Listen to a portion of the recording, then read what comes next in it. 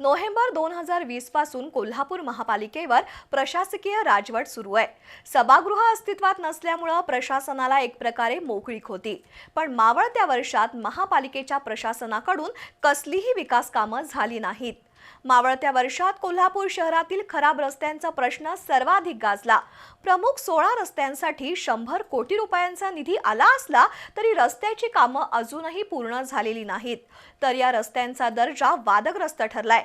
महापालिका निवडणुकीच्या पार्श्वभूमीवर शहरातील काही रस्ते चकाचक झाले, पण रस्त्यांच्या कामाचा दर्जा, खड्डेमय रस्ते, 2 महिन्यात उखडणारा पॅचवर्क आणि धुळीचं साम्राज्य यामुळे सरत्या वर्षातही कोल्हापूरचे नागरिक वैतागले। 2025चं वर्ष संपलं। कोल्हापूर महापालिकेच्या स्थापनेला 53 वर्ष पूर्ण झाली, पण अजूनही नागरिकांना मूलभूत सेवा सुविधा आणि दर्जेदार विकास कामं मिळत नाहीत, हे दुर्दैवी वास्तव आहे। 15 नोव्हेंबर 2020 रोजी महापालिकेच्या सभागृहाची मुदत संपली। गेली 5 वर्ष कोल्हापूर महापालिकेत प्रशासकीय कारभार सुरू आहे। प्रशासकांकडे सर्व अधिकार असूनही शहरात एकही भरीव विकास काम झालेलं नाही। मावळत्या वर्षात महापालिकेशी संबंधित अनेक आंदोलनं झाली, त्यामध्ये सर्वात कळीचा मुद्दा रस्त्यांचा होता। शहरातील सर्वच रस्त्यांची अवस्था दयनीय होती। सन 2023 मध्ये शहरातील 16 रस्त्यांसाठी राज्य शासनाकडून 100 कोटी रुपयांचा निधी मंजूर झाला, पण 2025चं वर्ष संपलं तरी त्या 16 प्रमुख रस्त्यांची कामं पूर्ण झालेली नाहीत।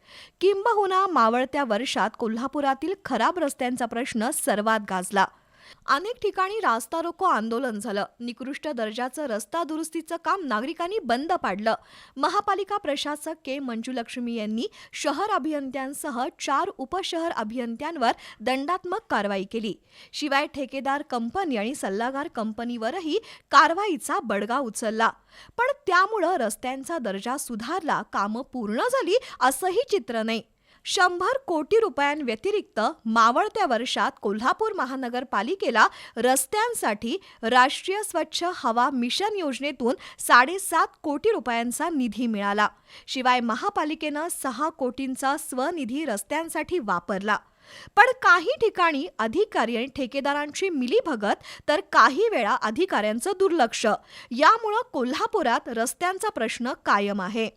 मूलभूत सेवा सुविधा योजनेतून रस्त्यांसाठी महापालिकेला 20 कोटी रुपये मिळाले, तर राजारामपूर येथील रस्ते तयार करण्यासाठी शासनाकडून 10 कोटी रुपयांचा निधी मंजूर झालाय। करोडो रुपयांचा निधी मिळूनही कोल्हापूरची ओळख खड्डेपूर म्हणून राहते, हे दुर्दैव 2025 या वर्षातही कायम आहे। मावळत्या वर्षात काही रस्ते नव्यानं बांधले आहेत, पण ते किती काळ टिकतात याबाबत शंका आहे। परिणामी आणखी 1 वर्ष मागे पडलं तरी कोल्हापूर शहरातील रस्त्यांची भीषण अवस्था तशीच आहे।